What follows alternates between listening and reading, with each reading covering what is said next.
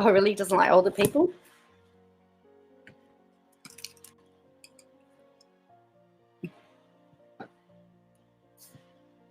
You manage people, you don't manage age.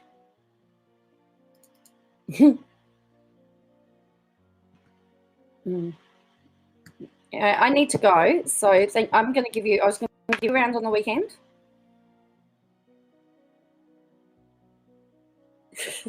Yeah, I know. Well, I'll come and join you. I'll come and join you. Because I'll give you a call on Saturday. Just all right, see you, bye.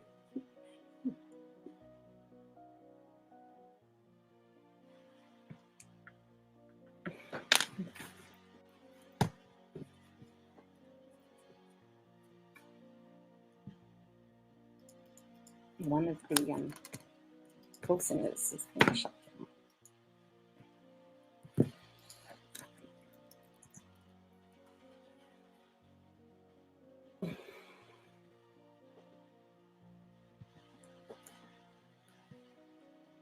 There isn't there. Okay, cool.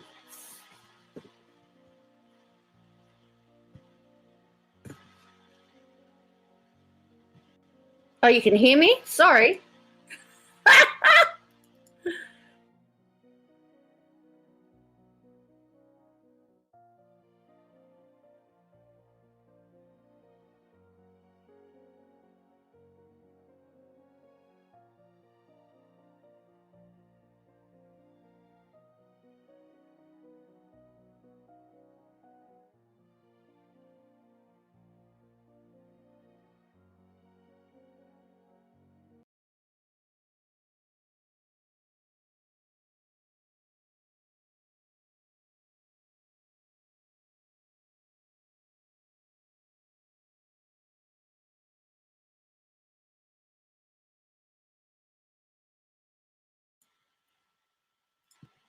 Well, hello. Yes, no countdown today because apparently I forgot to mute. So I hope I was muttering away to myself.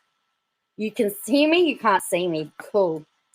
So what's the goss? Well, apparently there's been some admissions today in a New South Wales budget hearing that there's been some incorrect procedures used. So we'll have a look at that. We're in lockdown a bit longer now. And I was just on the phone to a friend of mine that works for Services Australia, and I was just getting all the goss on what's going on there. One of the call centres has been shut down due to a positive case, and she was saying that her husband's not very well, and she's very concerned because not everybody's doing the right thing at work, which annoys me because you're in a call centre, high risk. And so she said that she spat the dummy the other day at work and said that if they weren't going to wear their masks properly, she was going home. I don't blame her. Seriously, I don't blame her. New South Wales state motto is no regrets. Well, I think there will be some regrets. Bruce?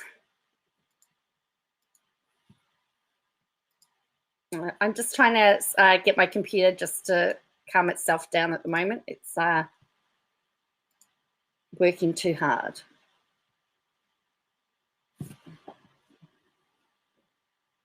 At the moment. Okay, it's not happy.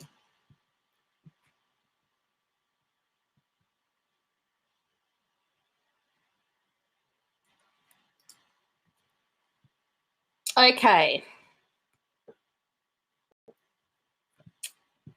So, hi, Sky. No honesty? Yeah, well, that sounds more like it, hey? That I would believe that. So, look, I've been a bit down, I guess, because, again, we've had lockdown extended. I'm actually upbeat about it, but I've been dealing with a lot of people that haven't taken the news well and trying to keep them all their spirits up. And we're at the stage now where it's like I'm sort of done. However, So let's start. I guess you want me to start with the Kristo news, correct? Are we starting with Kristo? Hello. Yes, it will be on my page later. Yes, and I will timestamp everything, Matthew, so you can go back. And I'm going to start off with the news because it's pretty. Honesty is such a lonely word. And the sacrifice I've had to make to get this for you guys, I've actually had to pay for a subscription to the Sydney Morning Herald. I've had to pay for it. I could not get it free. So look at this. The things I do.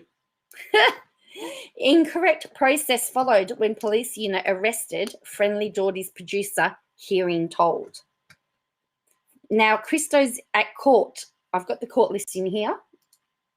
Kristo is in court next week on the 8th at 9:30 a.m. This, I think, is going to work in his favour. However, I notice it's still a mention. So they haven't got anywhere. They're still in the first stages. They're still in the mention part of it. We haven't even got to him necessarily answering the charges yet. But this is going to help him, I have no doubt. And as far as I can discover, this is the only newspaper that has published it, because this was at 5:23.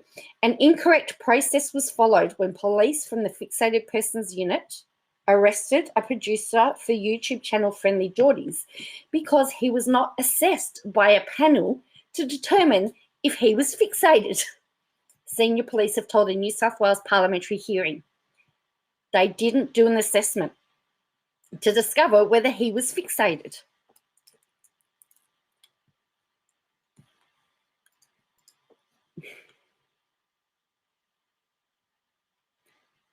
That's a big mistake to make. The other thing is, did everyone see Friendlyjordies' video today?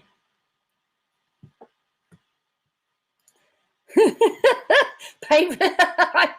I know, but when they're the only paper that's got the story. And I tried with, I even set up an different email account.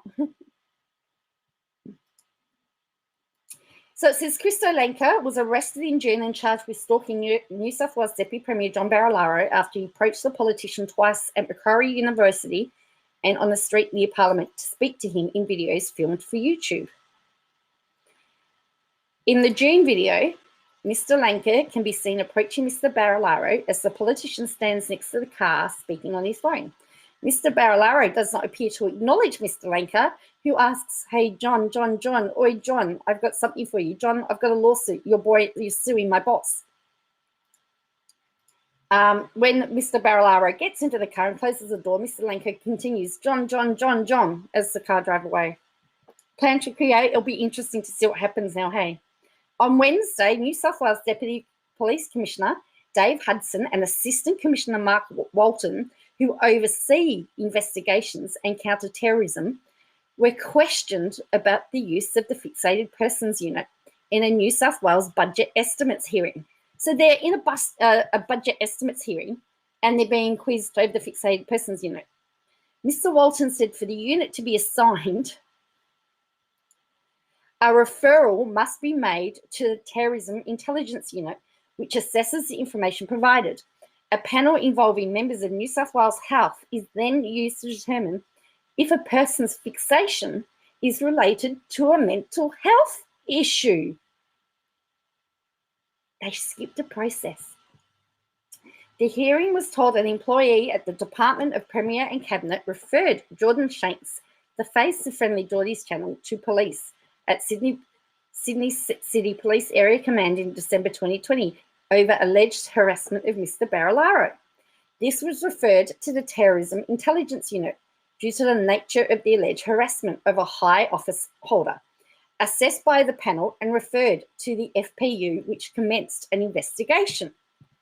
However, this is where they went wrong. Mr. Hudson said the FPU had been appropriately referred this case, which remains under investigation. However, Mr. Langker himself had not gone through the referral process. You see, if they had arrested Jordan Shakes, it would have been the correct process. But because they went after Kristo, they stuffed up big time. That's what I thought, the Fox. It's very, very interesting. Because of this, when Langker was arrested by the Fixated Persons Unit, Mr. Hudson asked the acting commander of the Counter-Terrorism and Special Tactics Command to review what happened, because I don't think the appropriate processes were properly followed. Because there was a conduit of conduct between the Deputy Premier's Office and the Fixated Persons Unit, there was some contact made, and I think the Fixated Persons Unit treated it as an escalation of the same incident, rather than a separate incident with a separate suspect. You see, they've treated it as if it was Shakes being fixated instead of treating Kristo as a separate person. So they've actually put the two cases together. In my opinion, it should have been treated as a separate suspect to go through the same process they normally do, assessed by the Terrorism Intelligence Unit prior to the Fixated Persons Unit taking it on board as an investigation. However, having said that, I think if the appropriate processes were followed, we would have the same result. I was more concerned about the process that was followed rather than the outcome. So they're saying that the right outcome, wrong process. However, if the processes aren't followed, how can you get charges to stick?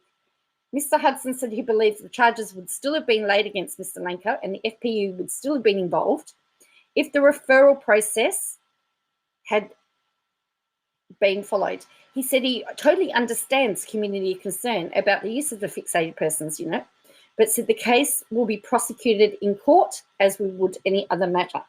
I don't see the Fixated Persons Unit investigating this matter as being a mistake, he said.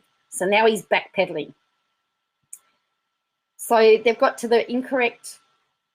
So what they're saying, they've skipped a few steps, but they've got the right result in the end. But is that going to matter when it gets to court? That is the question.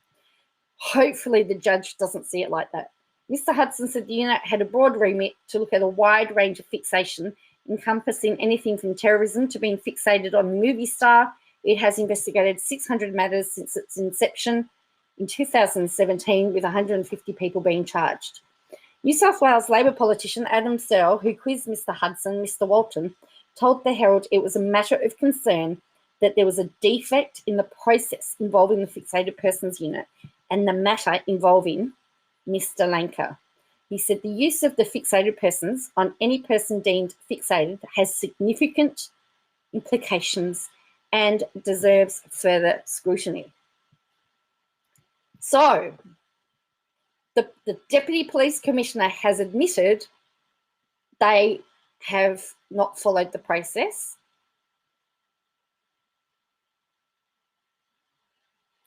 But got the right result. But how will that go in court is the question. And so it sounds like, hello, you totally barrelless, how are we? Hello, Cal. So here is the question. What do you think? Is this going to stand up in court on Wednesday? Because he's in court on Wednesday. Have they just given Kristo a really great present? Because although you know what? Are they going to then say it was parliamentary privilege? Oh no, because it was a public servant, wasn't it?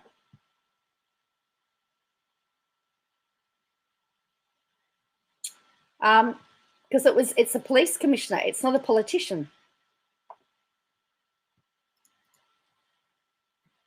It might stand up.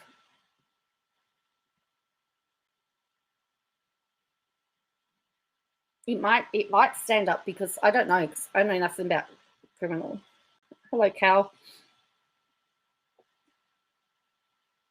Doesn't matter how they get in. Well, they do want the guilty result, but if you don't follow the process, it's like, I don't really want to make a comparison, But it would be no different to Josh Duggar getting off for his CP charges because the police skipped a step in the process. If you skip something in the process of justice, they have the right.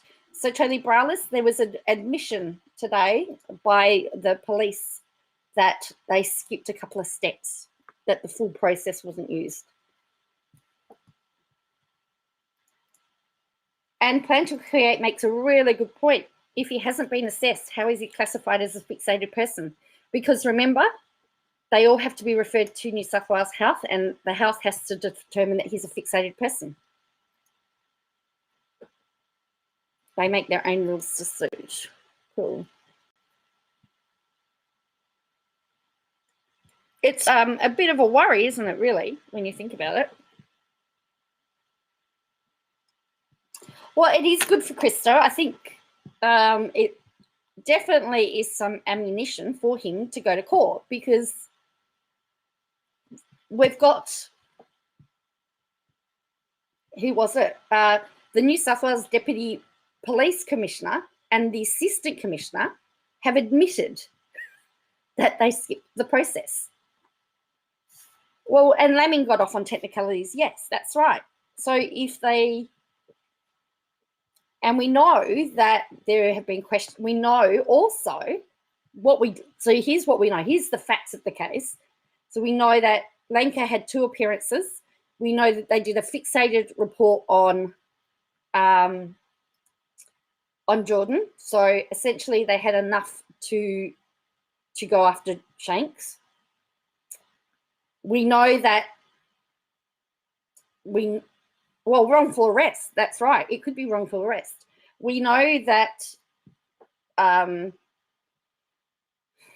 there was a conversation between the Department of Premier and Cabinet and the Fixated Persons Unit, and from John Barilaro's office to Fixated Persons Unit. We know that. That's a fact. And we know that they didn't follow. A Plan to Create used to be in law enforcement, so we know that they skipped the step about the fixated persons, about the definition of fixated. So, and this, I think, is going to come back to bite them, because there was a conduit of contact between the Deputy Premier's office and the Fixated Persons Unit. There was some contact made. I think the Fixated Persons Unit treated it as an escalation of the same incident rather than a separate incident. They could possibly sue or seek damages. I think they could seek damages.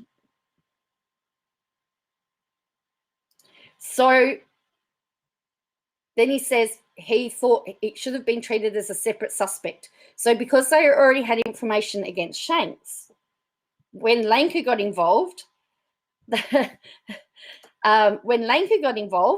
just gone, oh, it's Friendlyjordies, bang, arrest. But no, it should have gone through this. So it should have gone through the same process again, but they didn't, and that's where they're stuffed up. Now, the Deputy Commissioner said, yes, he did think the outcome and the result was correct, but the process they used was incorrect. And it's that process. We have processes and we have rules for a reason. And when you skip over them, that's when we've got trouble. So let's go. Let's have a look at Shanks's video, because it was it's going on about what we were talking about, Wilcanna, and I apologize to that community. I've been spelling your name wrong. I've been saying your name wrong the whole time, but he's pretty angry about all of that. Oh, you just missed the admission from the Deputy Police Commissioner that the processes to arrest Kristo were incorrect. They didn't follow the correct processes. If you look in the description box, I've actually put the link to the article there so you can actually read it for yourself. But I wanted to actually go through it with you all, because it's much more fun to go through it. And I've actually saved it as a PDF as well. So if you want to, I'm happy to email it to you as well. But they skipped the part where you have to have a mental health assessment to find out whether you're fixated or not. And there's no mental health assessment on Kristo. So he could walk free next Wednesday. He could walk as free as a bird. And that would just upset Bruz. Wouldn't that just be annoying for Bruz?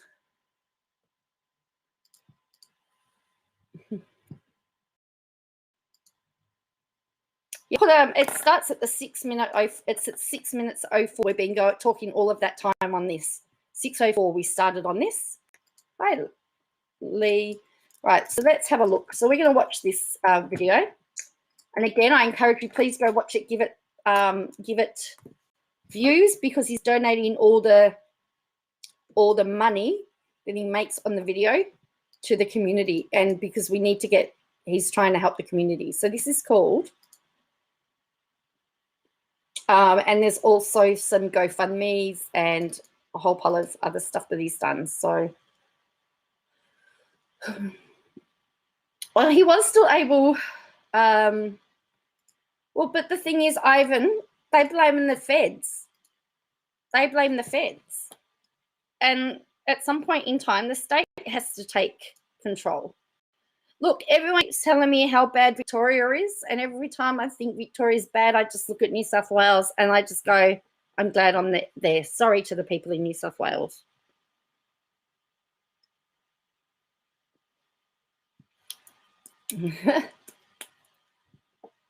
So it's going to be very interesting to see what happens to Bruz after this. So he said all ad revenue from this video will be donated to fundraisers supporting Wilcannia and other affected regional communities. If you'd like to help, please check out the description, pin comment for a list of fundraisers. So there's a whole pile of here. And then he's done a video on taking vaccines from the regions and the water documentary. So they're linked. They actually took vaccines from this community, which sucks. Says if it was a country, it'd have the lowest life expectancy in the world, and now it has to deal with COVID. It's in New South Wales, Ivan. So let's have a look at this. Yeah, I watched this. This made me really upset. I need to let you know this may upset you, only because we've been looking and following about this community and the COVID, and apparently they've brought in some portable housing now, so at least now they can start separating the families. But for that community to be to not be able to get the vaccination, and then for the health minister to stand up and say, well, the feds have messed up. It's the feds' fault. There were no vaccines. But hang on a minute. Didn't you take vaccines from all the regional areas to prop up the private school kids? Anyway, here it is. You know how I was saying just a week or two ago that I'm a seasoned political whinger? I'm used to seeing dumb shit. But with the Delta COVID outbreak, I legitimately get shocked every week at how creative the government gets with their decision making. They're finding the dumbest shit to do possible. Living under the New South Wales coalition government is like dating Ryan Reynolds in his late 2000s rom-com era. Just he doesn't like him, does he? He does not like him. That's just obviously, hey? It's when you think the relationship's getting set. Every week, Gladys Berejiklian and John Barilaro think of a new way to sweep us off our feet. Yes, bitch, but I'm also like Ryan Reynolds in the Deadpool era because I'm always doing epic shit and saying heaps witty stuff while doing it. The only difference is my face isn't f***ed up. He just cracks me up with that voice. He just cracks me up with that voice. And after the what they said to the judge yesterday about, oh, he keeps saying nasty things about me. This week is no exception. They're just getting to the point of evil incompetence where I almost can't write jokes about it anymore. I'm just tired. We're tired of you. Gladys and John, resign. You're not helping anyone, even yourselves. And I know you at least care about that, but unfortunately, that won't happen because they're too dumb to help themselves. Just weeks ago, they were taking away vaccines from regional New South Wales to give to the city. And I was warning them, you do that and you'll have a disaster on your conscience. Well, the disaster's here. COVID has reached Kenya. Yeah. Yeah, so Will Kenya. So he did, remember, if you watch the water documentary, Will Kenya was one of the ones that is missing out on water. But yeah.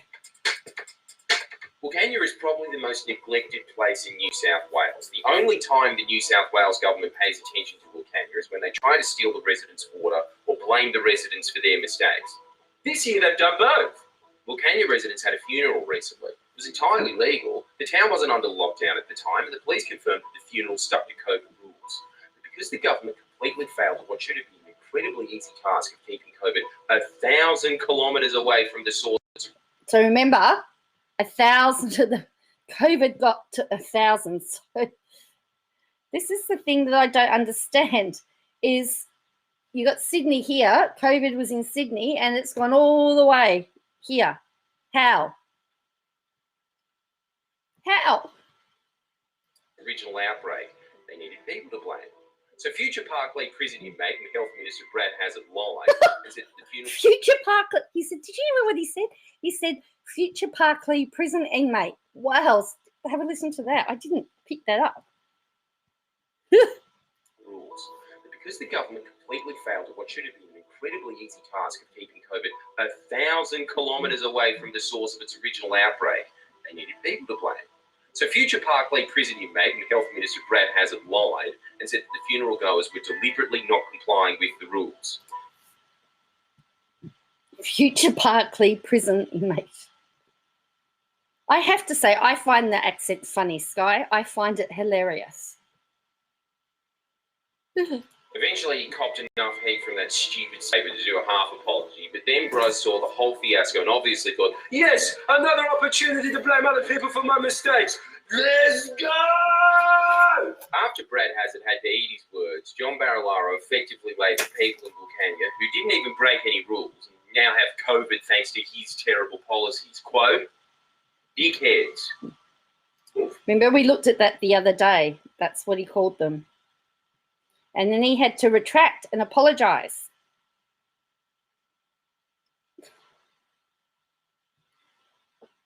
Well, that's right. They also got it across the ditch. I know. Very clever, aren't they?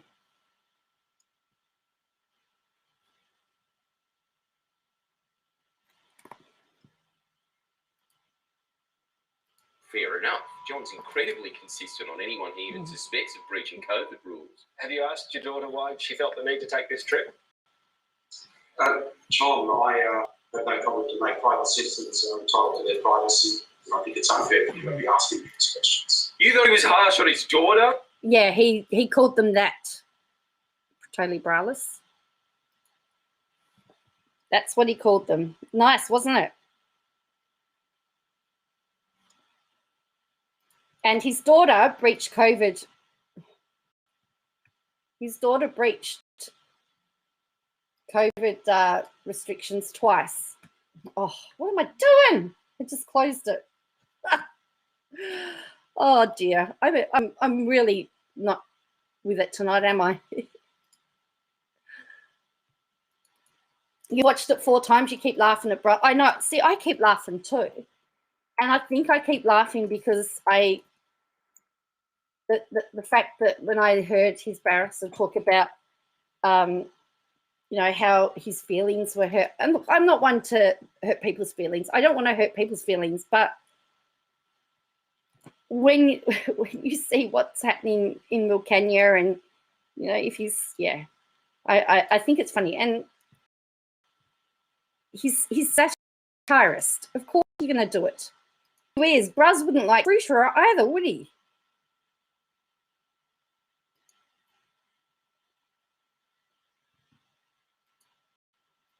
That's a good question, Totally Braless. I don't know why they can do their own thing. After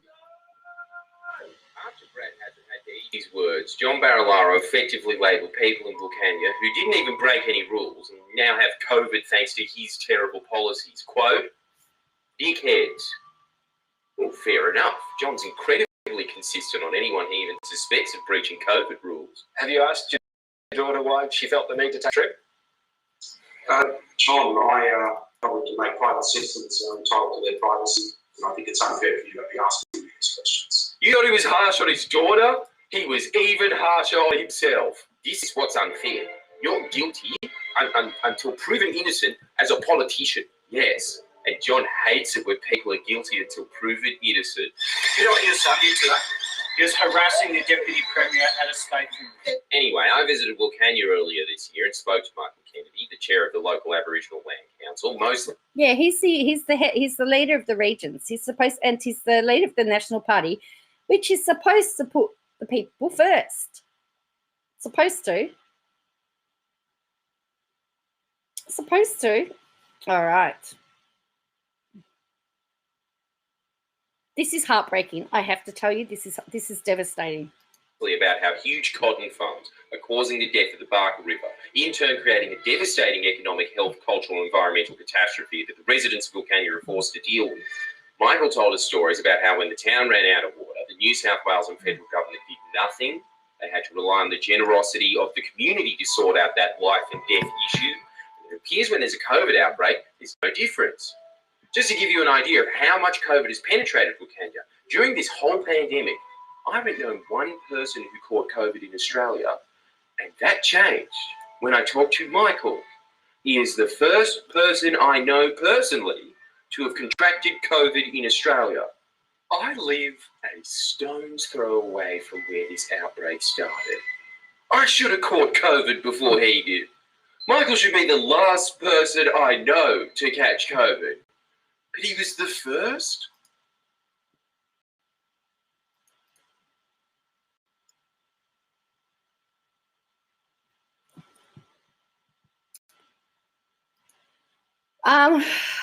No, this guy's not a politician. He's a comedian. But the other guy, so he's having a go at the politicians. Can Wilcannia catch a break? It's such an indictment on the New South Wales coalition that they have almost purposefully let it ravage the most disadvantaged areas of the state. I called up Michael to get his perspective on the situation in Wilcannia. The thing is, you've got COVID. That's the correct diagnosis of it. Yeah, like you have it. Yeah, mate. Me and my missus and our two daughters have tested positive. Yeah. But we were one of the first cases in town that tested positive for it. So the support that we got from New South Wales Health, even when we tested positive. So when you test positive, you receive a message from New South Wales Health, a text message. And the first message to come through was to say a 2-year-old daughter tested positive for COVID. We didn't get our results for about another hour or two later. So they found that the 2-year-old had COVID. You're right. It is disgraceful. Mainstream media doesn't pick it up, and it's also, was it Dutton? That wouldn't surprise me. And so he did this on the 26th of. So this is a phone interview. Yeah.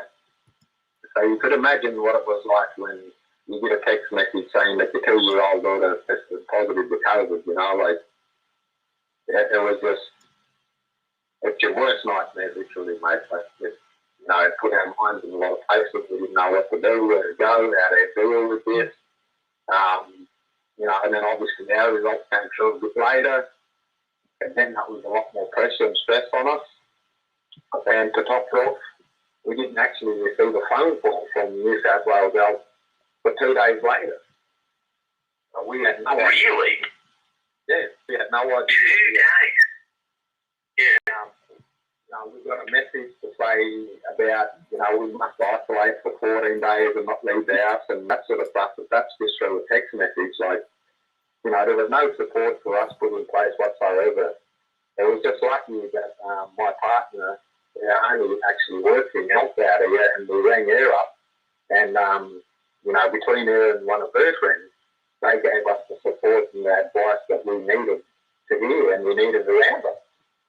Well, how's the family? Wow, isn't that amazing? It's what the international.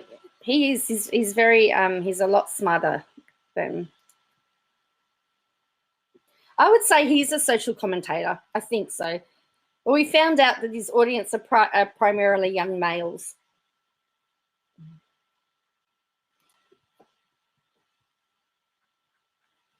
So that's what we found out.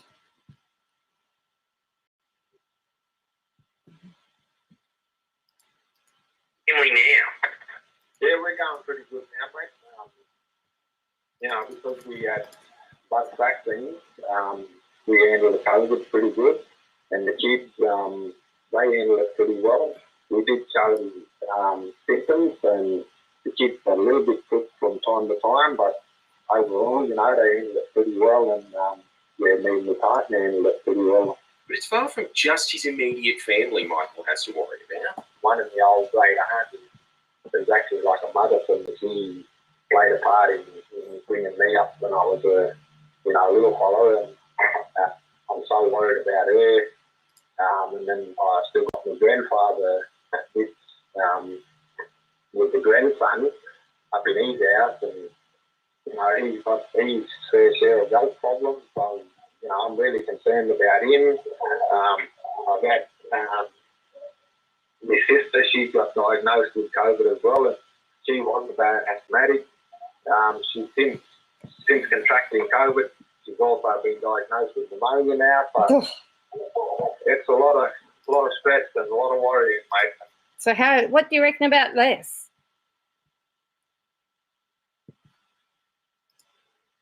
There doesn't seem to be much support around the mental health side of it. Now, having heard that, COVID must be pretty prevalent in Wilcannia if Michael knows people outside of his household that have it. This freaked me out. It was kind of why we decided to ring you. That if Wilcannia was Sydney, 100,000 people would have COVID. Yeah, well, at the moment, mate, we're up to about 10-11% of the population here in Wilcannia. So, whatever that would amount to in Sydney, it'd probably be correct somewhere. Wow. What do you reckon? 10% of the town has COVID. Around 100,000, I guess, maybe more. Yeah. What does it look like up there then? Do they have big tents, or they lock people in their houses? What happens when you get it? No, well, obviously, mate, been to Wilcannia before, so it's a very small community, remote community. There's not a lot of places you can go, so you pretty much got to isolate in your home. In your home, isolate with you. And then, some of the people that do live with you that have tested negative, they're trying to move around in the community, so into the motels and stuff like that. But, yeah, like I said, mate, it's only a small community, there's so much you can do with it, so. Okay, hello, Edward. Yeah.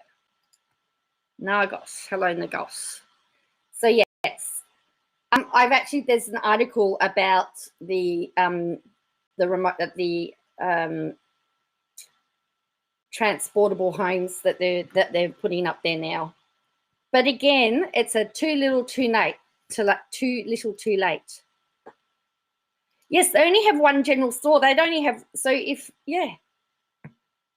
that's nearly essentially the whole community, really, isn't it? We're battling and struggling, but we're trying to figure it out, mate. You reckon you got enough doctors and medical representatives up there? No, definitely not, mate. Definitely not enough medical staff at the moment, because I'm just worried that they have to obviously isolate for so long, the nurses and that themselves. So it sort of puts them in a bit of a situation when they have to isolate, and then there's not enough staff to keep working and rotate the shifts and keep it sort of going at full strength. The terrifying thing is that this seems to be only the beginning of the outbreak. Do you think it has gotten out of control? I think it has, mate. So we were reading yesterday about the fact that they have 10 people in a house. So somebody is positive, they go home to their. So it's not unusual for them to have, the whole family in one house. pray to God every night that it doesn't get any worse. But, you know, my head tells me that it's going to get a lot worse. I think we've only just seen the start of it.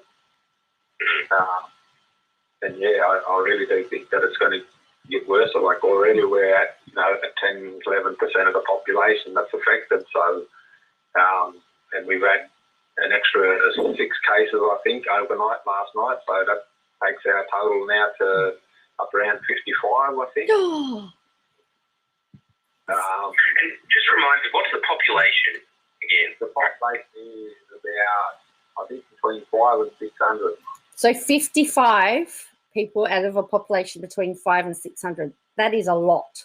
And you got 6 cases last night. So Yeah, 1% of the population was infected in a single day. yeah, that'll be correct, mate. Yep.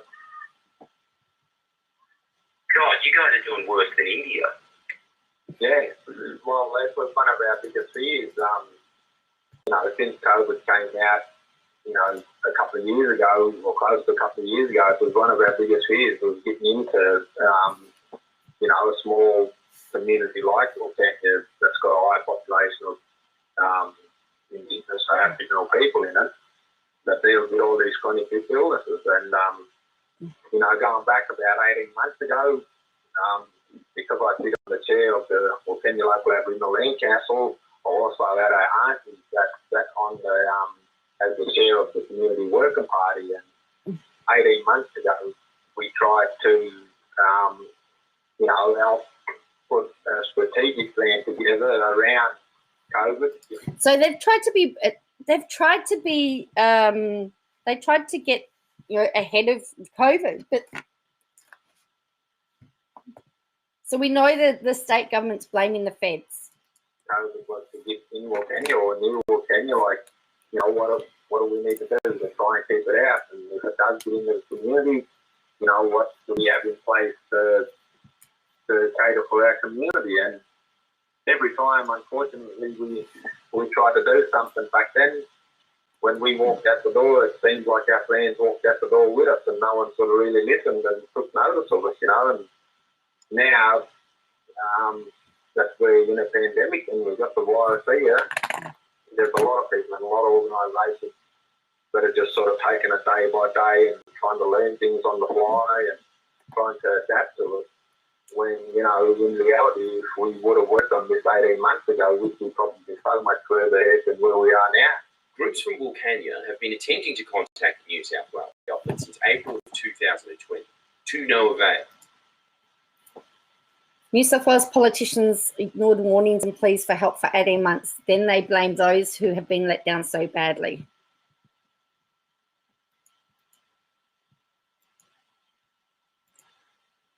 Oops. 600 people there would be schools and with more people. There possibly would be, yes.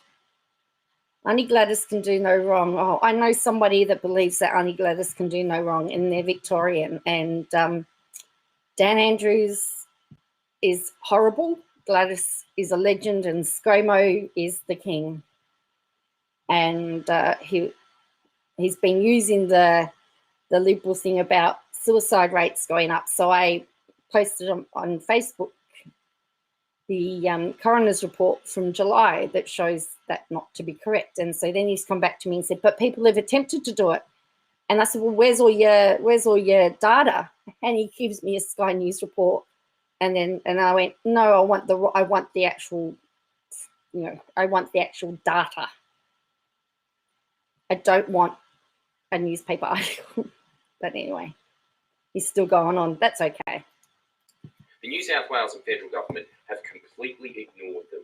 And the reason? Well, that's the problem, mate. Like, we always believe that the government only cares about 2 things, and that's money and vote.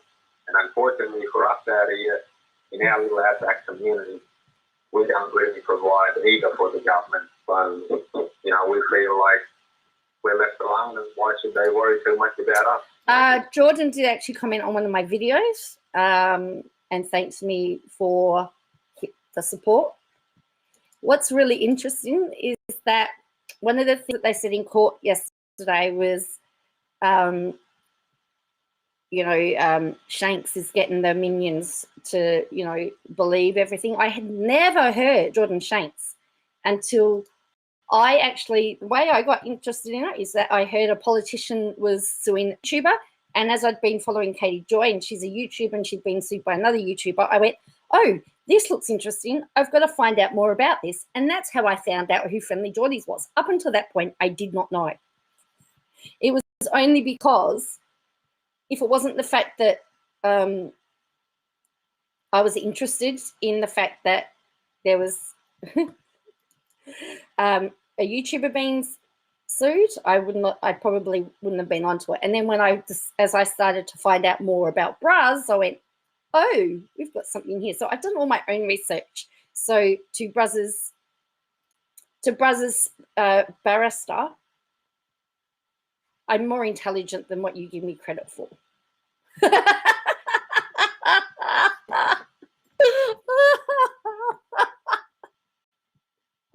In fact, I didn't know who she was until, because I got something else, because I didn't know who she was until she represented Christian Porter and I was following that case.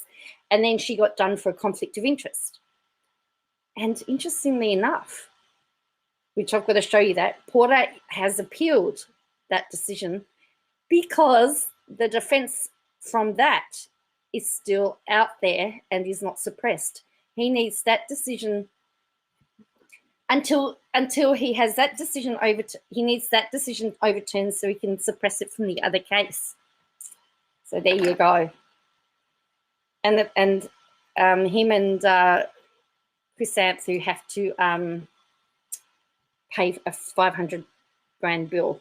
But anyway, we'll talk about that later. Reaffirms that the only time the government has ever paid any attention to Kenya is to lie about the funeral. The way things have happened at the moment, and some comments that were made from the Alton Minister, Brad Azad, and the Deputy Premier on Barrow, to us, it clearly shows disrespect and no care for us whatsoever, because on Friday the 13th, he had a funeral that was in town, a family member, a young man, and you know, they try to blame the funeral for the outbreak of the virus, which is not correct. You know, they try to say that there were 300 plus people at the funeral. There were restrictions, lockdown restrictions that were broken, which is so incorrect. Like, there's even a statement from the police in town that with the funeral, every restrictions, lockdown rule that was in place was abided by the family that attended the funeral. So, and don't forget, Braz called them D-heads, which is very disgusting. Then asked Michael, why thought John Barilaro and Brad Hazard said what they said?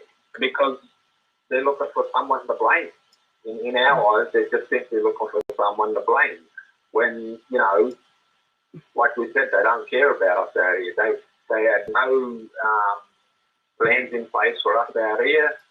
They have so far had no support for us out here.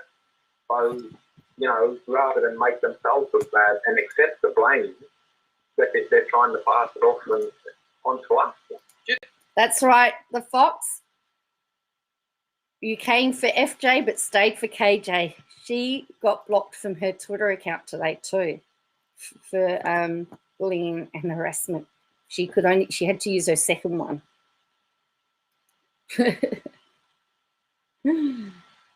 Yeah. Just like the situation when Wilcannia ran out of water, the government has done nothing to help, nothing to provide water, food, places to isolate, etc. You know, things you need when you catch a deadly virus. Well, as far as I know, mate, they've done very little out here at the moment. Like, it's been the local, you know, organisations and local volunteers that have made everything happen for us out here to get us, you know, making sure we've got plenty of food and making sure that we've got meat, you know, making sure every day that we're going all right, we don't need no medical attention, just all the different areas that, you know, it's been local organisations and local volunteers that have been doing all that. So it's the same story as what happened when you guys ran out of water, is it? It's like the government just completely wiped their hands of it, didn't help, and it's just fell on charities. Pretty much, mate, yeah. Pretty much that is the case. It is really interesting that the Nationals always position themselves as the voice for regional communities. And then you have the head of the Nationals dismissing you guys and saying that you ought to blame for a COVID outbreak being there. And really, they are the decision makers. And it would be very easy, I would imagine, for a community like yours to be kept at a safe distance from the rest, from a COVID outbreak. If you were putting in proper measurements, surely you could prevent that. But it just really seems that when it comes to it, like the same thing what we were talking about before, right? Like with water, with COVID, it's the idea that they keep up and look out for regional communities. But in reality, they've just pretty much abandoned you guys. Yeah, that's right, mate. So when you think that Braz is in charge of regional New South Wales and the National Party are there for the regions, for these communities, you have to really question what on earth is going on with them. Like, that's why we try to strategically in place, roughly about 18 months ago, because we knew that maybe we would not 100% guarantee keep it out, but at least, lower the risk a lot more of getting it in the community. And if we did get it, like I said before, what would we do? How would we react? What resources do we have in place ready to go if it did happen? And that's basically what we wanted to do, 18 months ago. And as I said, mate, it just kept falling on deaf ears, and now that we've got the pandemic here, we've got the virus here, as the old saying goes, they want to shut the gate after the horse is bolted. Right. And here also, you guys, this is correct, isn't it? There's only one grocery store in Wilcannia, yeah? Yeah, correct, mate. One grocery store. So we had an incident happen where someone that was a positive case actually entered the store and they had to close the store down, I think, for a couple of days or so. So they had one grocery store and the positive case, so they had to shut the store down. So that's a whole community without food. Yes, Michael West Media too. Yes, well, I get a lot of my stuff from him too. So again, I was lucky that we had, local organisations and local volunteers that had pre-packed food, and that kept us going until, the store could open back up. The one thing I still can't get over is how simple and cheap it would have been to do the right thing. There's things that I just do in my line of work where I always think, don't I pay taxes for this? I would expect my tax dollars going towards saving you guys, but in lieu of that, how are we supposed to help out? Exactly, mate. People really don't understand how frustrating and hard it is for us out here. Like, we have massive big families, so at the moment, not only are we dealing with very many family members, we still have another family member that we have to later arrest, and we can't do it at the moment. In the last 3 months, we've probably laid, I think, around 4 or 5 of our family members to rest, and we've still got one to go. And on top of that, we're dealing with this COVID pandemic in the community now. Yeah. No, it's grim. It really is. And as you were pointing out, it easily could have been prevented. And you know what? Especially because it is a remote community with about 600 people in it, I imagine it wouldn't cost much. It'd be a couple of simple measures they could have taken. And instead, you've got 11% of the community, 1% in a day, getting it. And I really don't. It's the same thing across the planet. Like if governments just did, especially New South Wales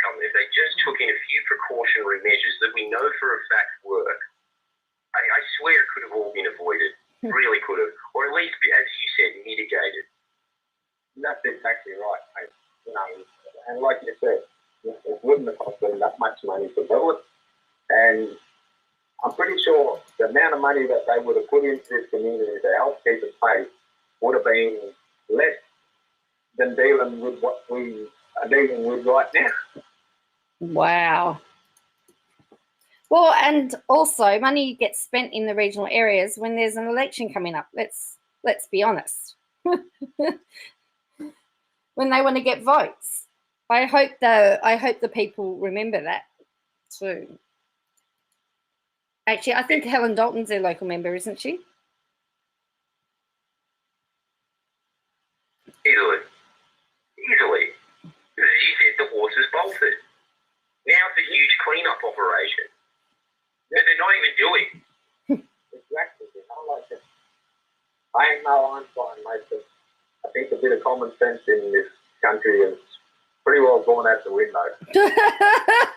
No, it is amazing because what that highlights about John Barilaro saying for you guys that you're the same as dickheads in Waverley having a party. As you said, it's about shifting blame. And really, what does that mean? It really seems like their first instinct in every scenario is how do we spin this in the press so I look as good as possible? That's right, mate. And I'll say it again, you know, two things the government worries about is money and votes. And we supply neither to them, so that's why we think that we're forgotten out here. So they have no money and no votes for the government. Yeah. Look, it's the story of regional Australia. I really am learning that. And it doesn't get any more regional than you guys. It really doesn't. It's just the further out that you get from cities, the less they care. Michael, do really appreciate you while you have COVID talking to us. Like, you're a champ. Thanks. Nah, mate, I'm just, you know, I try to be a leader in our community for our people and, you know, any way that I can help our community out and really get the truth out there about us out here, I'm all for it, mate. Anyway, just wanted to thank Michael for doing the interview because, as you can plainly see, the supposed party of the regions isn't looking out for the regions. They're just swearing at them and suing me for swearing at them. Like and subscribe. Oh, wow. That was a jab. If that was a whoa. They just swear at them and then sue me for swearing at them. Wow. So make sure you go to Friendlyjordies video. Make sure you like it. Make sure there's some GoFundMe just down here to support them because they need some help. I think we'll also be hearing a little bit more of Helen Dalton as well. I think so. Thank you, Jean. Very much appreciated. Because by the way, I forgot to say, our lockdown's been extended until September 23 at this stage, unless we get to 70% double vaccinations. Then on the 23rd of September, we will get to go an extra 5Ks. I should have laughed, but it's a bit funny to be able to go an extra 5Ks. Now, let me just find the story I had. There's another shocking story I want to share with you too about the after effects of Afghanistan. So this is Wilcannia, okay, and it says 30 motorhomes to help residents isolate during COVID. So they have bought or put in motorhomes. 30 motorhomes will be set up in Wilcannia in far west New South Wales to help the community safely isolate during its frightening COVID outbreak. About 10% of the population has now tested positive with COVID, with 77, so it's up to 77. This was 2 hours ago. Concerns about residents' ability to safely isolate from infected family members in overcrowded homes have been the focus of constant discussion in the community outbreak. Close contacts,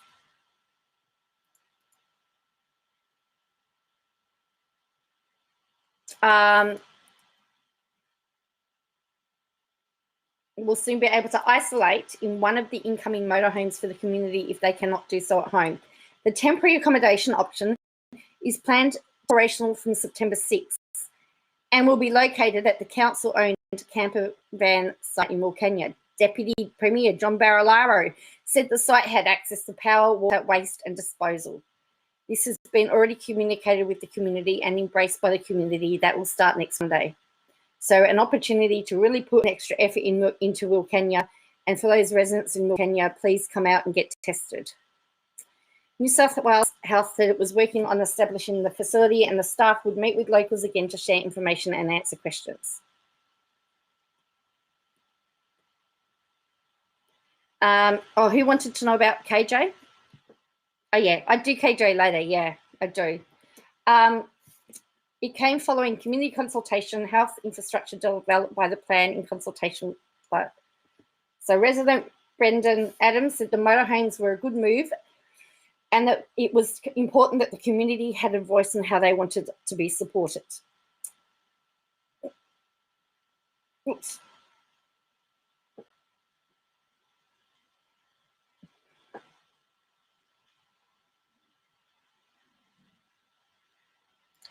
Maybe. Oh, we'll donate $5 every time I laugh. Oh. Like now. Thank you. So he said it was important. So the Central Darling Shire Council General Manager Greg Hill said the camper vans had come from all parts of the country, including Mildura, Sydney and Melbourne. What? He said it was important that the camper vans were stocked with plenty of key amenities like heating and cooling, living and bedroom accommodation and kitchen, shower, toilet and television. 2 weeks is a long time to be isolating and it's important these people are made comfortable. So here's the question I got. Have they set up a plan for them to be deep cleaned after? And do they know that the people aren't going to leave the camper vans? Because I know what people are like. So anyway, so yes, so there's, well, thank you, Kel. Oh, thank you. Very much appreciate it. Stopping free vaccines on October. They have come to conclusion now that there is never going to be herd. Oh, wow.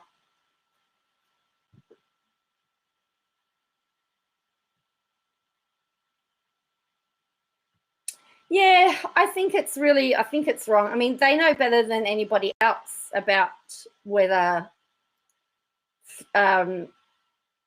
food is good or not. Let's just change. I'm just going to change the. I'm just going to put in a happy story before we go and do another rant. Hello, Cheap Glass. How are you going? Right. Sri Lanka has had something amazing happen. It's really, really rare. Sri Lanka reports rare birth of elephant twins in orphanage. Elephant twins. Look at them. Look how tiny they are. The vans will be very hot. Yes. Hello, Dee.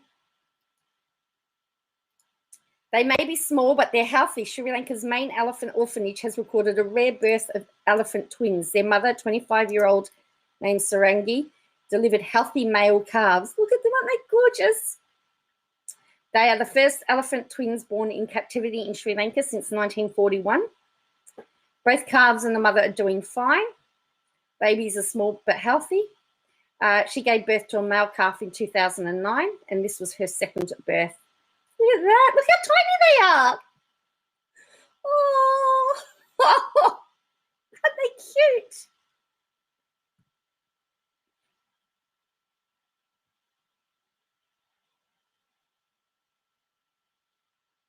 Oh, yes, I could do that. We could do that.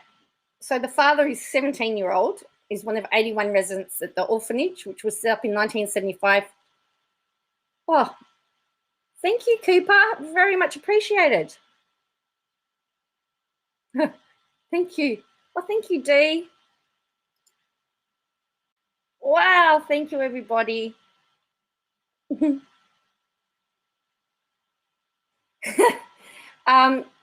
So the government recently unveiled tough regulations to protect the animals who are considered sacred in the majority Buddhist nation. Many Sri Lankans, including Buddhist monks, keep elephants as pets to show their wealth. But reports of there's 200 domesticated elephants in Sri Lanka and 7,500 in the wild. I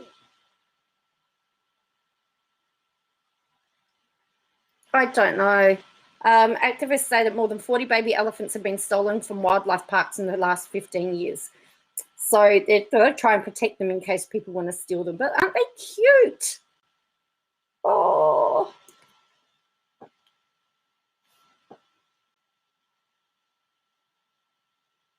So they're the first ones born in captivity. So you like my nickname? Yes. I wondered how you were getting, I wondered why you were calling, where the banjo reference came from.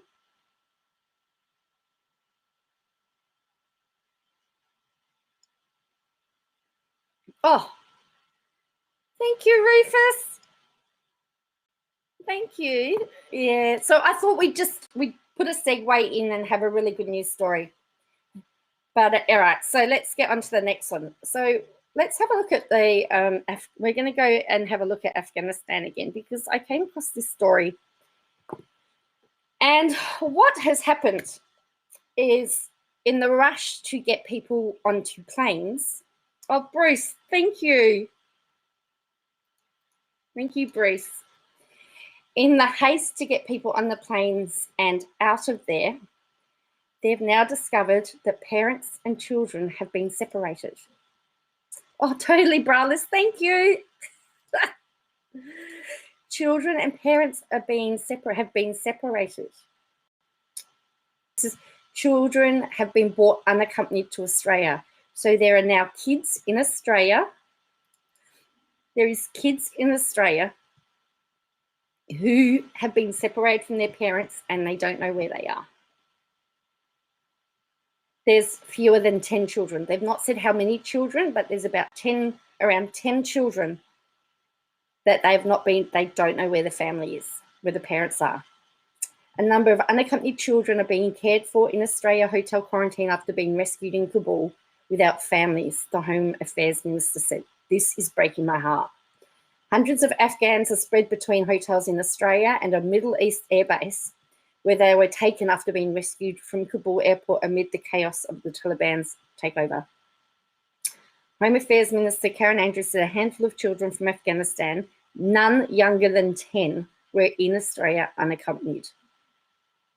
Is your heart breaking at the moment? We all witnessed the scenes in Afghanistan where adults were passing their children through the gates. Yeah, they were just trying to get the children safe. There are some unaccompanied minors here in Australia at the moment that are well cared for. Viral videos on social media had shown young children being passed to soldiers at the walls of Kabul airport as people were unable to get inside. Though those children were reportedly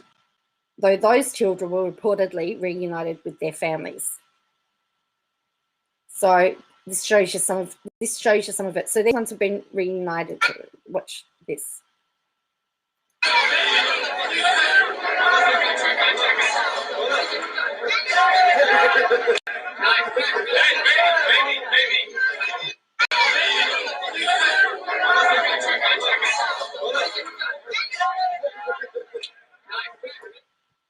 So, at the time, the British Defence Secretary told foreign media the UK would not take unaccompanied minors out of the country. Last week, US officials said they'd taken 34 unaccompanied minors out of Afghanistan during a hurried evacuation, with a handful of these children swiftly reunited with host family. Ms. Andrews said she understood there were fewer than 10 unaccompanied children in Australia hotel quarantine, though more may be arriving in the airbase in the coming days. Refugee Advice and Casework Services Principal Solicitor Sarah Dale said the process for reuniting unaccompanied children brought from Kabul airport by Australia was unclear. While Australia has a tradition of supporting unaccompanied minors, typically referred to Australia by the UN High Commissioner for Refugees, the process for identifying their refugee status and any potential for family reunification is usually done by the United Nations High Commissioner for Refugees. I would hope Australia performed its due diligence in assessing whether these children were permanently separated from their families. What has been so fraught in this evacuation process has been a lack of process and lack of transparency. Ms. Dale said the hurried evacuation from the airport made it unclear what the process would be for unaccompanied minors. She said children should be referred to specialist services. Ms. Andrews also refused to comment how many Australians or visa holders, including family members, were of those rescued remain in Afghanistan. She said those details would put people in danger. We know that the Taliban and others are very focused on how many foreign nationals are in Afghanistan at the moment, and we are not prepared to feed into that.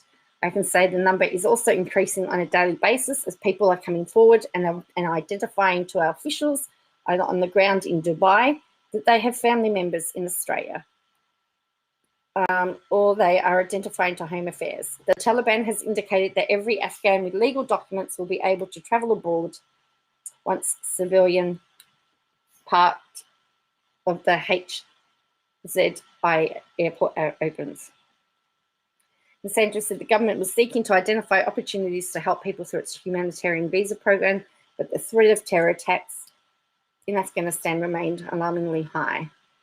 The government has agreed to reserve 3,000 places within the existing program for people seeking to flee Taliban rule, and said it intends to offer more places of Afghans in the future. So how do you feel about that? The fact that there are kids now in a different country, and probably it's not just Australia, there's probably other countries that don't have their parents with them. For me, that just breaks my heart.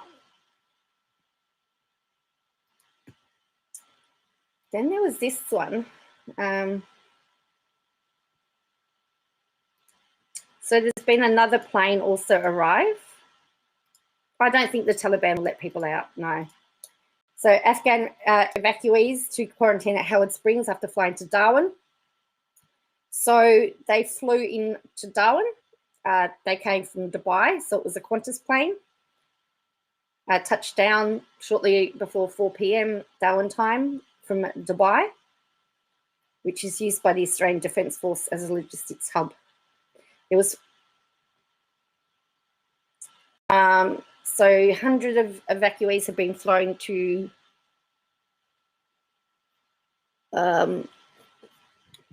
flying to other cities. So they've gone to Howard Springs. The territory will be a place of refuge for these people the next 14 days while they quarantine. Many people fled with no possessions. Will make sure they are provided with fresh clothing and other items and ensure their stay in the territory is a comfortable one. We have nothing but empathy for the children, for the people of Afghanistan. The Save the Children charity said it had been engaged by the Northern Territory government to support the Afghan families. They've set up 200 support packs with basic stuff, clothes. A lot of people fled. He said there were support packs included hygiene kits for women, toys, and games for the children. So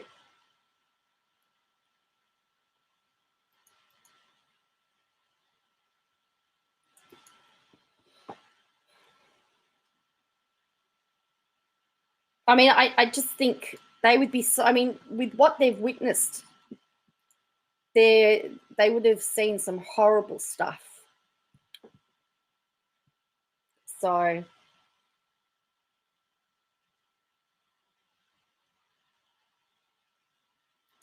that's, you know, what I know.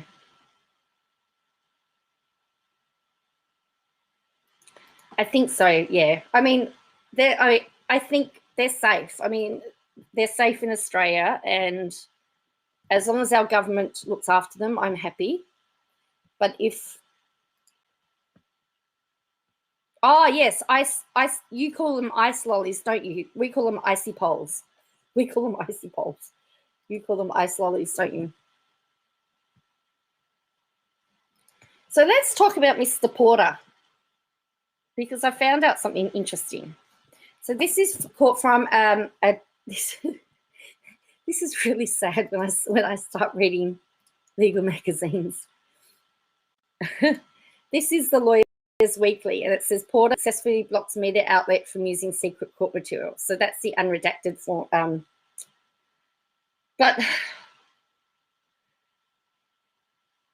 So she made an order restricting Nine and News Corp from using 3 redacted sections in the ABC's defence and his reply for anything other than legal proceedings. We call them icy polls. In making the order, Justice Jane Jaggett said the companies could not use the secret parts of the document other than for purposes of being heard. With the documents removed from the court file, other media and public are also restricted. Now, this is interesting. Nine counsel Lorena Alex said if the declaration order would made, it would mean that any time in the future, should the redacted information come to light, either legally or not, then these will only be the companies that cannot report on the news, she added, which is an obvious injustice. So Nine and News Corp aren't allowed to report on it, but they're saying they'll be out of it. Now, here's where it gets interesting. While it is not yet known if Mr. Porter will seek a final suppression order, Justice Jaggett questioned why he and his lawyers had chosen to seek the declaration against 2 specific media companies rather than ask the court for a wide non-publication order, which would cover all media outlets. So she's questioned, why did he pick those 2 and not everything? It is very unsatisfactory because from the outset of the interlocutory orders from the beginning, I have been raising that the whole idea of removing it from the court file is not really the answer to what the applicant really wants to do, which in my mind was the equivalent of a permanent suppression order. As part of her argument against the declaration, Ms. Alec accused Mr. Porter of protecting a document that is not his own, not because he owns it, but because he does not like it. She said to grant the application on this ground would be a gross distortion of the court's obligation and would provide unfair advantage. Now, here's where we get really interesting. In May, Porter agreed to withdraw his defamation case against the ABC and filed an official notice of discontinuance this month. As part of the mediation settlement, the 2 parties agreed to ask the court to make order that the 27 pages of the ABC's defamation defence to his claim be removed. While these new orders may put to an end to defamation matter, Mr. Porter will return to the federal court. He's going back to the court as part of an appeal against the decision to restrict his former defamation barrister, Sue Chrysanthou, for acting for him. He's appealed the decision. TNL leader Victor Klein has also flagged possible private action against Mr. Porter. So he is appealing that decision. So if I click on this, we go to another article. Now, at the moment, the documents that have been blocked from this case are actually available in the other case.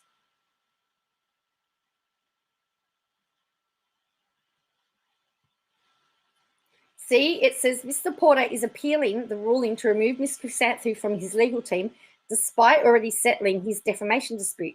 If successful, Mr. Porter may then argue to lift the suppression order on sensitive messages between Joe Dyer and ABC presenter Annabelle Crabb prior to an interview in the latter's house.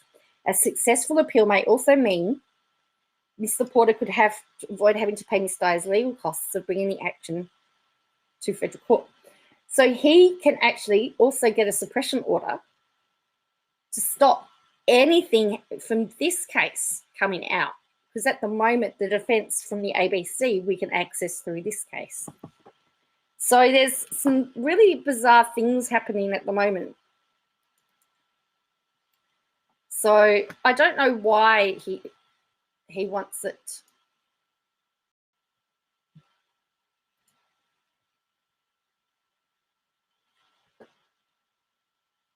So, okay.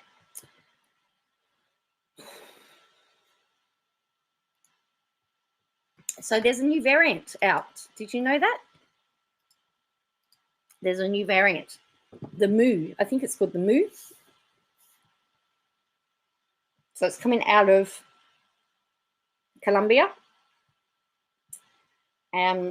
It's been moving in parts of South America and Europe. It hasn't taken hold the way the Delta variant has at the moment, and they don't think it's going to be a big worry. So it's a variant as B1621. It was first detected in Colombo in January, but they're monitoring it. So it's the first variant of interest to be added to the list since June, when Lambda variant. So according to the WHO's newest epidemiology report, it's been listed as of interest because it has a constellation of mutations that indicate potential properties of an immune escape. So, hello Ash, Friendlyjordies stuff. So they're saying that according to the moose prevalence has actually declined, which is good, and it counts for less than 0.1%. I'm waiting for the Gladys variant, actually. They believe it seems to be more resistant to antibodies, but they don't know. They're still doing the test. We need to see that clinically. So in the real world, we do see changing properties that mean the vaccine actually loses efficacy. So we've got to do more testing.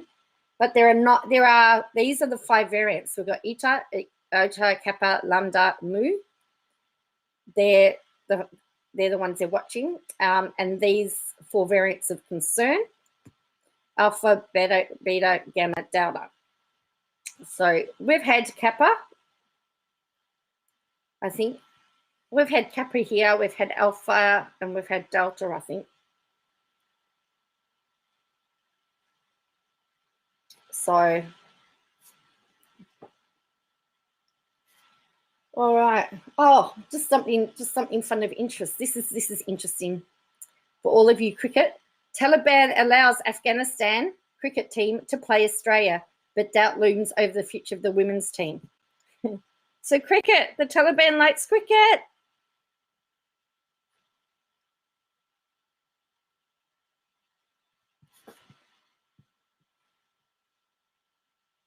So Taliban has given the Afghanistan Test cricket team the go-ahead for their upcoming one-off test match against Australia in September.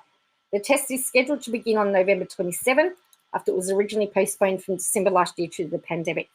SBS first reported the deputy head of the Taliban's Cultural Commission supported the tour and said all matches would continue without interruption and the Afghan team can play with other international teams. In the future, we want a good relationship with all countries. When good relations are established, Afghan players can go and they can come here. Cricket Australia's spokesperson said despite the Taliban takeover, plans for the historic test match between the nations are going ahead.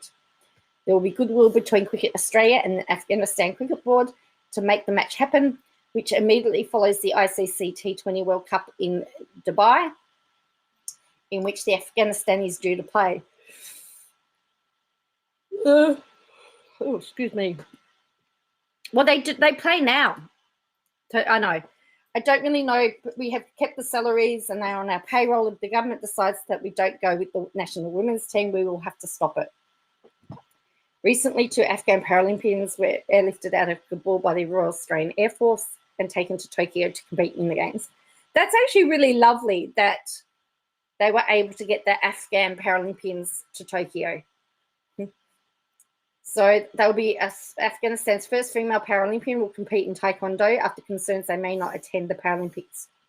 The test match between Australia and Afghanistan will be the first between the two nations after Afghanistan was granted full member status in 2017 by the ICC, and it was to be a warm-up match. So,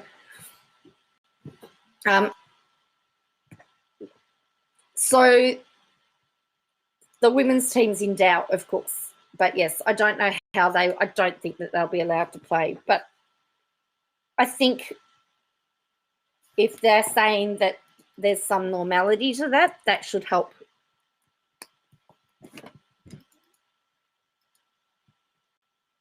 I know, Graham. Cricket's okay. I know. Cricket solves everything. I have to say, I do like cricket, so I'm quite happy about that. And the way the Australian team, yes, it was right at the start, Tom. If you want to go back to 6 minutes and 4, 6:04, that's where it was. I would like the movie. I don't know. Yeah, I don't know. I don't know that they did. I can't remember.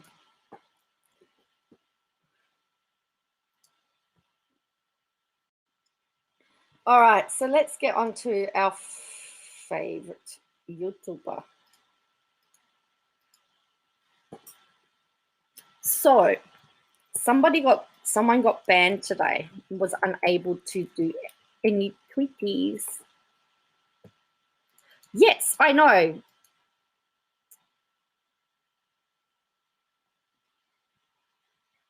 Didn't Pink pay the fine? I don't like cricket. Oh no. I love it. I don't like cricket. Oh no. I do like my cricket. I do. In fact, I love my cricket. I do love my cricket.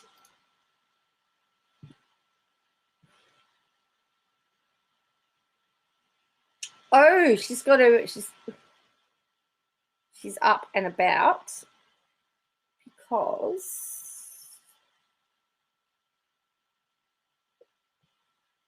she must have had a 24-hour ban, people, because she's back tweeting on the account.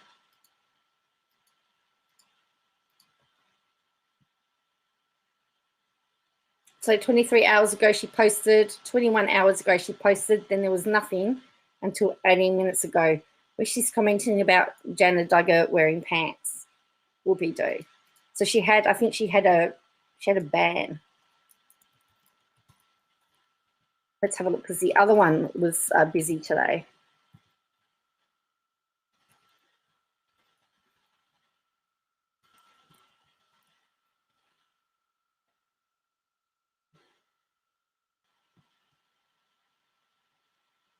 So today she did. What should be talked about more? Cricket. I love cricket. I don't understand cricket. We need to get, I tell you what, totally cheap glass. We'll have to get you watching 2020 cricket. 2020 cricket's really cool. It's like it's over in an hour, where Test match cricket goes on for 5 days. So we've got here, she did Justin and Claire rebelling against the cult because she's not pregnant, apparently. Just as Duggar's new house revealed, that's clickbait. Then she's going on about AZ. Then she's picked up a new TLC family, Derrico's, and Kaylin Bates. But yes, her ban was obviously 24 hours. She couldn't post. No, just for those. Oh, thank you, Cooper. Oh dear. Well, I am a music student. Oh dear. So, the dress athletes should wear. It does. I think you should be able to wear whatever you're comfortable in. I don't like the lack of clothes they wear for beach volleyball. I've never really liked it.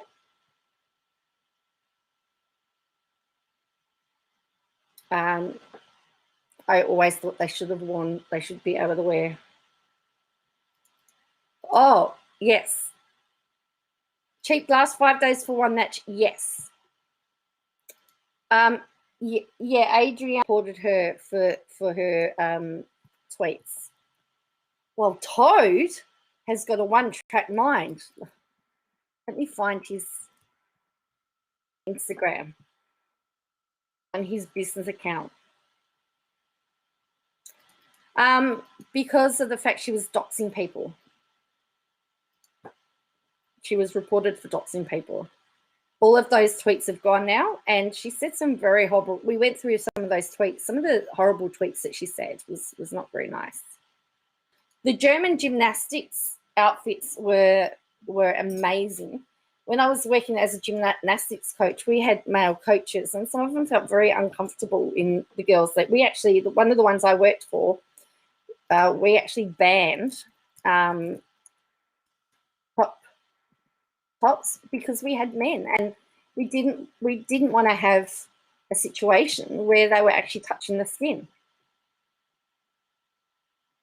All right, once you see this, you can't unsee it. Okay, I'm putting in a warning. This is Toad's page.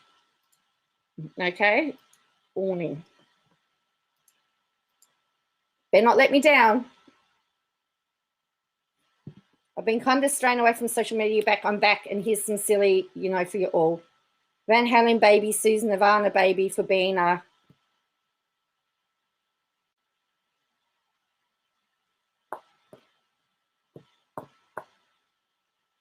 lucky for this guy, he grew into his ears.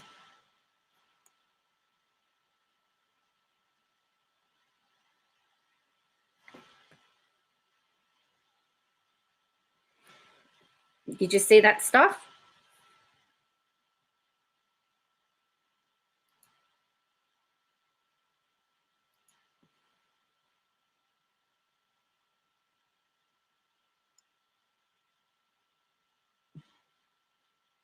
So there's been lots of people apparently tag Katie into these to say, how can he put this onto his business page? This is gross. So I'll show you again because I can pause it. Oh, he uses GarageBand. See, look.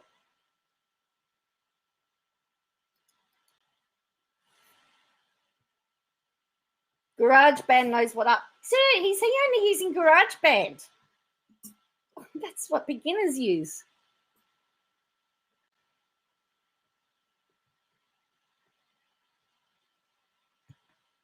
Most of it's blurred. Be glad for that, Graham. Because it says classic ANEL. I'll spell it out for you. I use GarageBand, and I am graduating to what is it called? Pro Tools. I'm graduating to Pro Tools. I do a lot of my initial recording. in GarageBand, and then it goes over to Pro Tools to do the fancy stuff. This is his business account. So Van Halen baby, Susan Nirvana baby for being a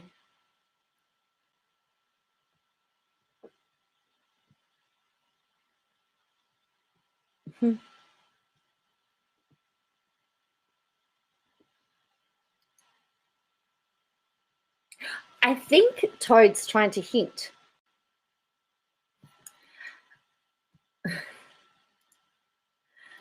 Matt Shevington did get a lot of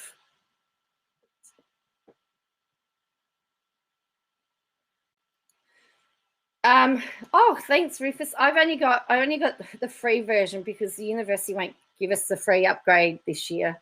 We got it last year when we were in lockdown, but I've got to use the early version. Cool.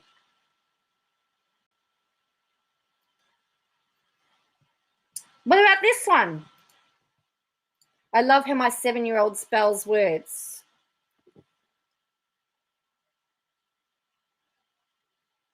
It says something in here, it is fun. And it's a 3-letter word starting with C. And it's supposed to be come. This is what he's sharing on his business page.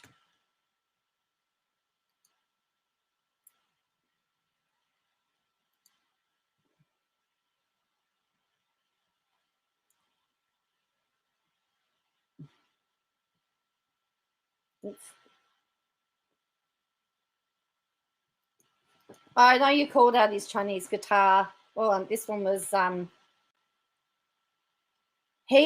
think Toad's saying that he's wanting something. I'm getting the impression. And he didn't get it on their anniversary. He didn't get it on his anniversary.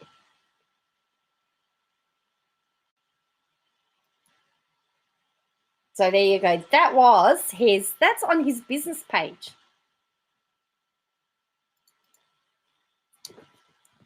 So doesn't that want you to make doesn't that make you want to go out and buy his guitars?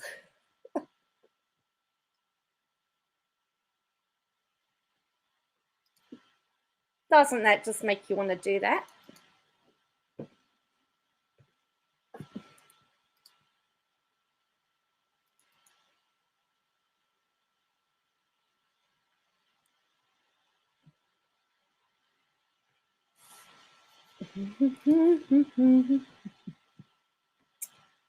Well,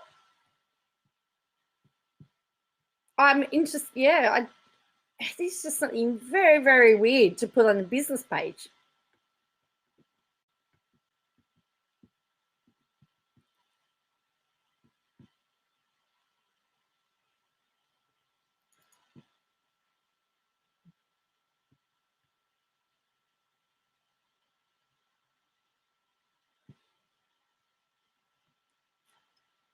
Yeah, we go. Oh, a bassist, hey? Another bass player. Wow.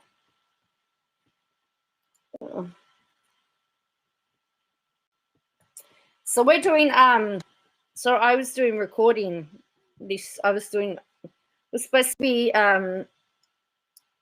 this semester doing recording to learn how to produce work in a recording studio, but we're back to producing work at home.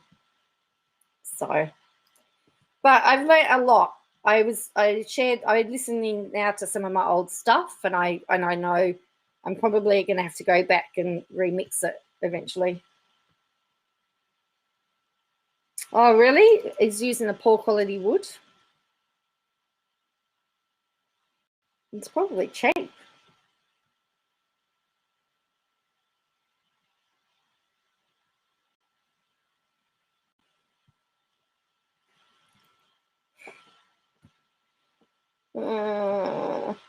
Cool. All right, I'll have a look, Rufus. Cool. Oh, hello, PJ. Quick recap for those that just joined. Okay, so we've had Kristo. It looks like that they fixated persons unit skipped a process, a very vital process in his arrest. He may be able to do unlawful arrest, maybe. We looked at the Friendlyjordies video and discussed Kenya and the problems that they've got there. We learnt about some twin little elephants born in Sri Lanka. We looked at, we've talked about Afghanistan and the fact that there seems to be now some unaccompanied minors. They're trying to locate the parents, find out if the parents are in one of the locations. We've looked at Christian Porter and him he's appealing a decision because he's got all of his documentations locked.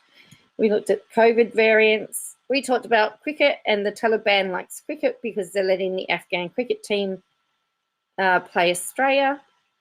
However, it looks like the women are not going, and now we're just having a general talk.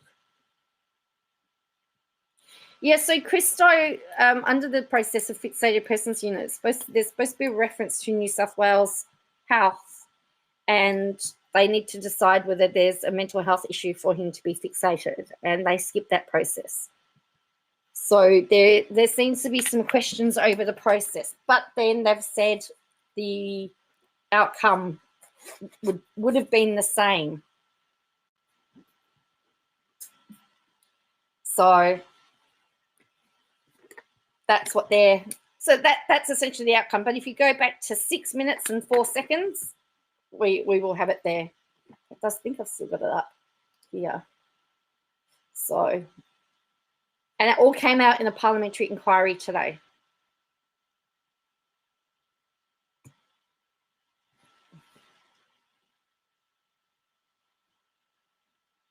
And I know that Shanks's law firm was not very happy. And I must say, him and them and Shanks are now following me on Twitter.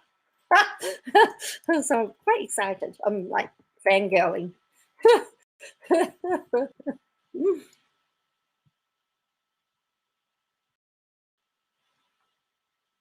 So this is what Xenophon, this is what Lanker's lawyer said. This is becoming utterly bizarre. Police indicate in a parliamentary hearing that they are still investigating Jordan Shanks, pure intimidation. So they're still investigating Shanks. And what it would seem to be is that when Brazzers person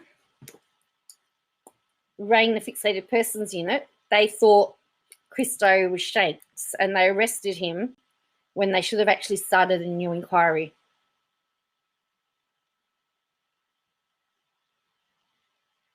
That's what should have happened, but they didn't.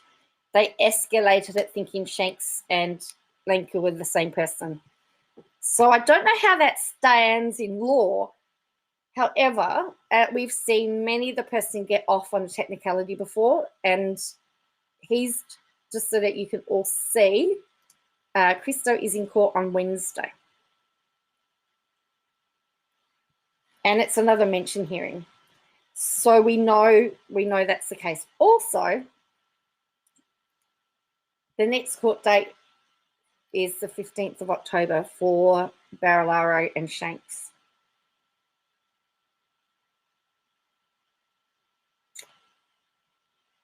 I don't know whether you have to pay. I don't know whether you have to pay for vaccines. I know we don't have to here. I don't think the government would dare after the fasts, after the mess up they made. But yeah, I'm not sure. Some of the countries are getting them for free. So yeah, so 15th of October is the next matter before Justice Reyes. I'm wondering though, although they'd have to come up with an error in law. They have to come up with an error in law whether they can appeal the jury trial thing.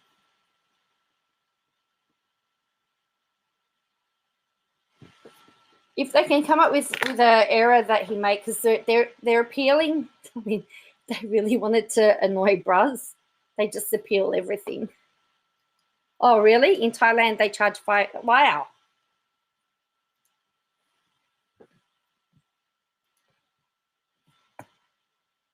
Wowzers. Well, seeing I paid for the Sydney Morning Herald, shall I start reading it? I only wanted it for one article. Oh.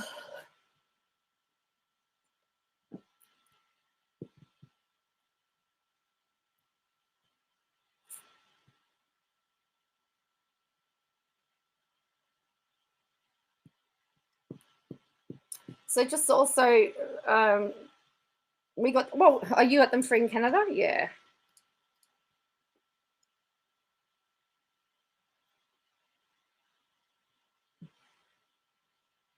Oh, apparently, I mean, Australia Post are not known for their great service. They're not known for their great service. In fact, they've gotten worse. But I got an email today, actually, and Australia Post with 500 staff in COVID isolation will pause parcel pickup from e-commerce retailers in lockdown states for 4 days. They've got people in isolation. They will not pick up parcels from e-commerce retailers in New South Wales, Victoria and ACT for 4 days beginning this week. Post offices will remain open, deliveries will continue, post boxes will continue to be clear. But Oz Post collections from retailers in the 3 states will pause for 4 days. It's designed to ease the stress on the system to a safe and measurable level. The organisation processed a record volume of mail in August. It delivered more parcels last month than during the Christmas the period year. They've got 500 staff in self-isolation as a result of outbreaks. The recent flight restrictions and temporary facility closures put pressure on the network. While the network is pretty well, we're finding that we have 500 people a day roughly in isolation with less flights, zoning, split shifts.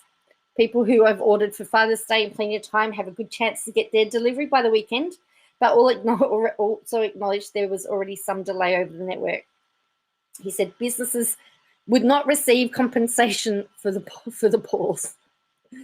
We're not looking at compensation given that we'll continue to process parcels and deliver them again, and we'll start picking up again from Tuesday. Businesses will be able to take orders from the customers and prepare for the week ahead. We're not stopping the delivery, just the collections from the e-commerce. Services provided for Express Post, Premium Post, Star Trek Express and letters will remain unchanged. They announced the hiring blitz of more than 4,000 new staff.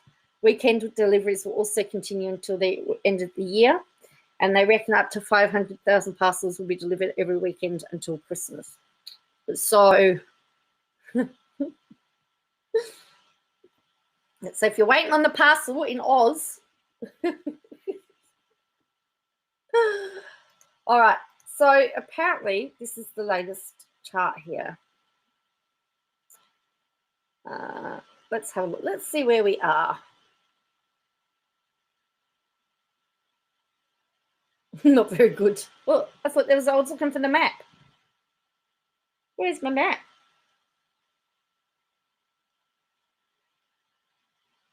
Oh, there we go. Not very good. So we've got, so we started doing from 16-year-olds.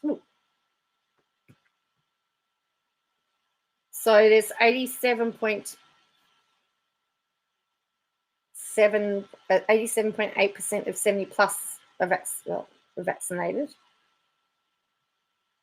79%, 71, 63. So they've just brought in the 30 to 39s and the 16s to 29%. I'm having a bit of a disagreement about my son at the moment. He's 18 and he won't get vaccinated. He doesn't want to get vaccinated. Here's the rates for Victoria. As I said, I can't make him. I'd like him to, but I can't make him. So long-term original target was to fully vaccinate all 20 million adults by October. Well, that was done. So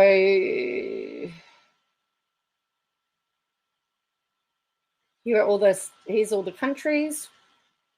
Where's ours?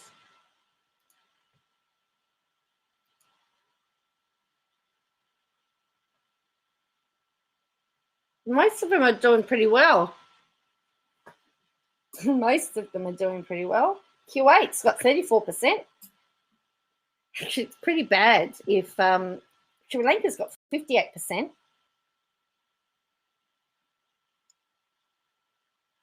Australia's got 47%, New Zealand. So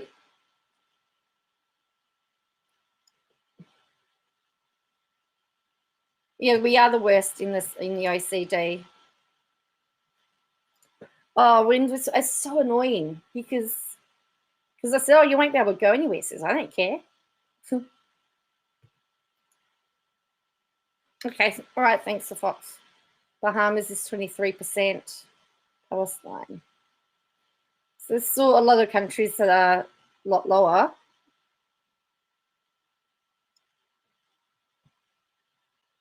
Well, I haven't either, to be honest with you. But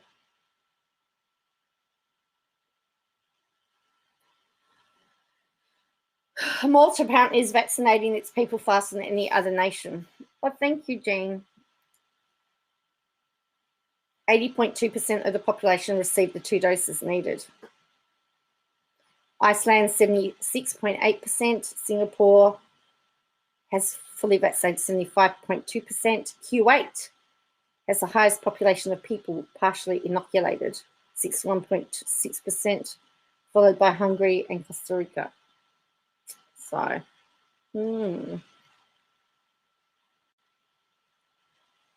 yeah, it's not a race, which is why we didn't order enough vaccines, hey?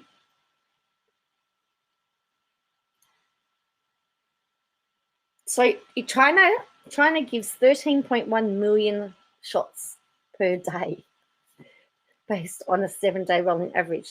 We'd only need 2 days to do our population based on those figures. I don't think we've got that many vaccines. India is doing 8 million, and Brazil's doing 1.9 million a day. Wow.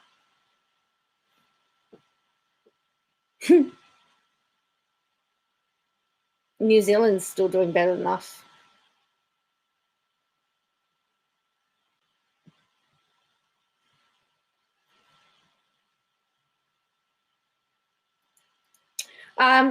Yeah, I have issues with the reward system.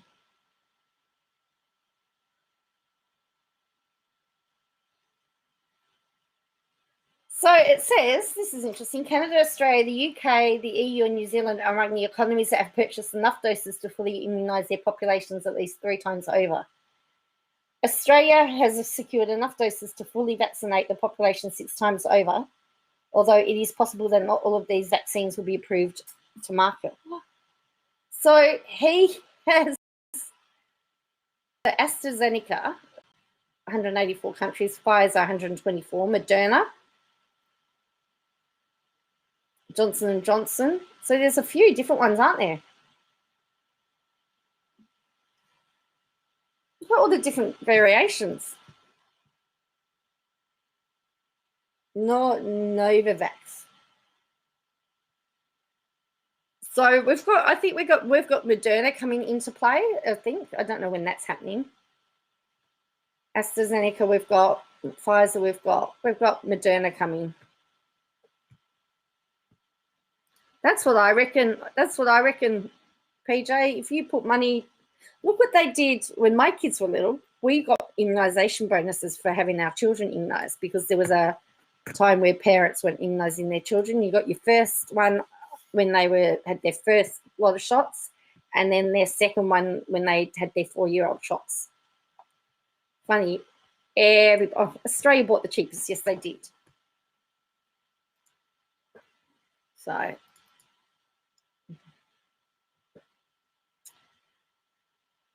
I still cannot get over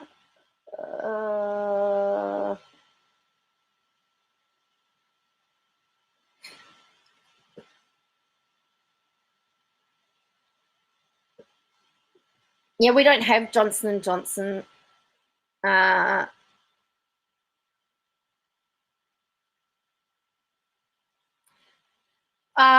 Yeah, they haven't given us any money, but we're saying they should offer money. As I said, that's what they did. That's what they did to get children vaccinated. And I think they still do it now.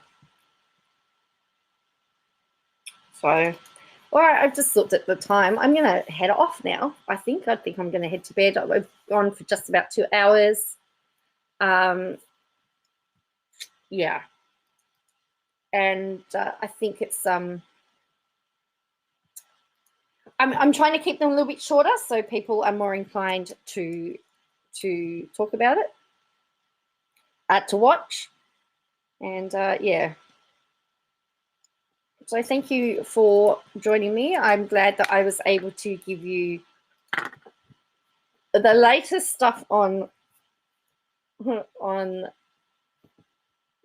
Kristo, because I find it very shocking. And there's lots of I have every day. I have my list of questions I would like to ask Braz.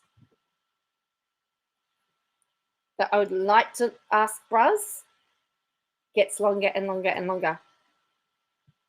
But anyway. So thank you for joining me. I want you all to keep safe and